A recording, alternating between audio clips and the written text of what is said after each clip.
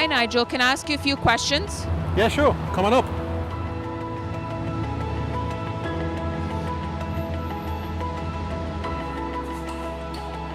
Come in. Nigel, so could you start by telling us what the situation is in the Spanish and Portuguese market and the evolution the brand has had over the last few years? Yeah, sure. Come on in.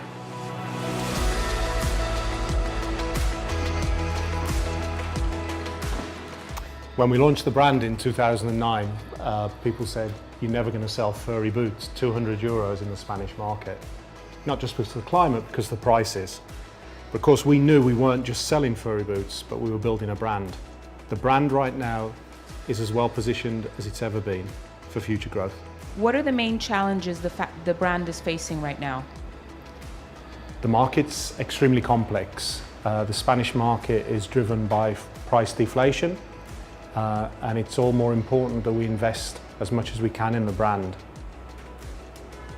We need to get more collections to market quicker, and they need to be on trend. Speed to market is the biggest challenge that the brand faces. Nigel, let's talk a little bit about products. We all know the classic UGG boot, but aside from this, what product sells really, really well, or what other product collections sell very well in the Spanish and Portuguese markets? Okay, good question. If we're going to have a tough time selling furry boots in winter, we're certainly not going to be selling them in spring, summer, okay, where the temperature goes way above 30 degrees. So we realized pretty early that we had to develop a true spring business, which we've done. We sell very few classic boots in spring, if any. To do that, we need on-trend, fashionable collections. So Nigel, how are you building kids and men's categories? Okay, we're positioned with the women's business in the top 400 accounts or so across the Iberian Peninsula. It's a challenge for us to repeat that success with men's and kids. The kids business is extremely price competitive.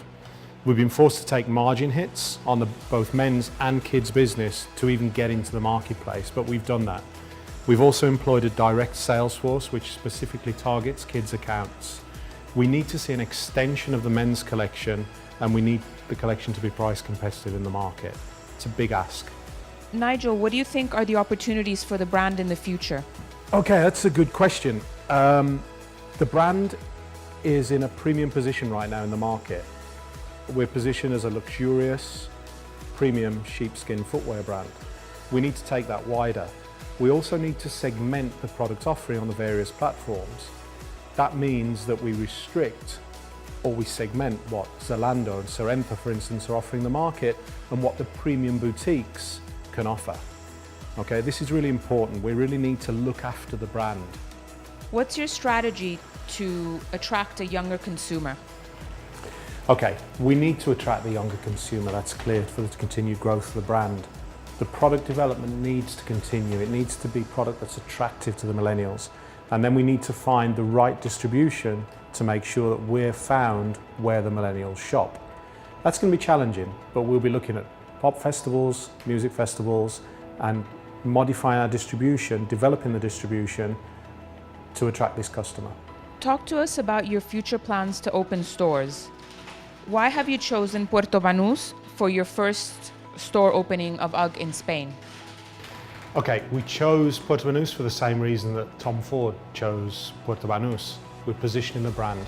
Okay, this is the pinnacle of retail in Spain, and from there we can take it down to the bigger cities, Madrid and Barcelona, Palma and Mallorca. Retail is really important for the development of the brand. We need to show the consumer the full range of product and all the product categories. And Albion, in fact, began the diversification into retail many years ago.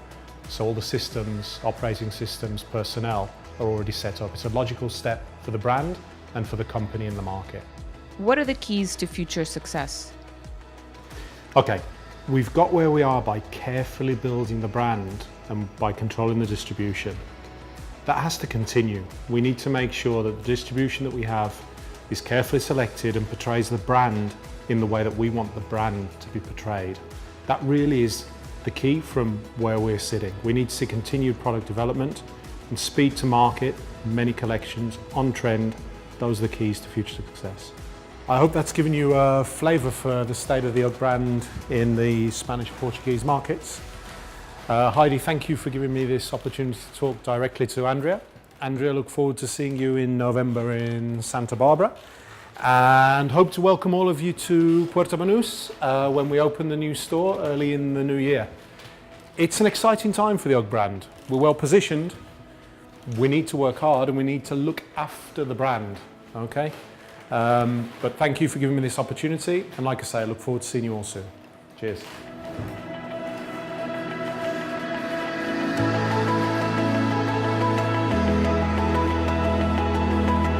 ya.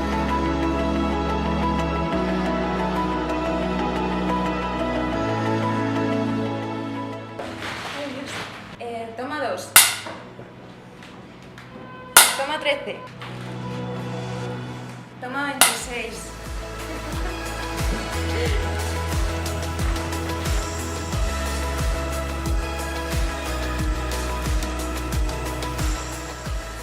Toma 300.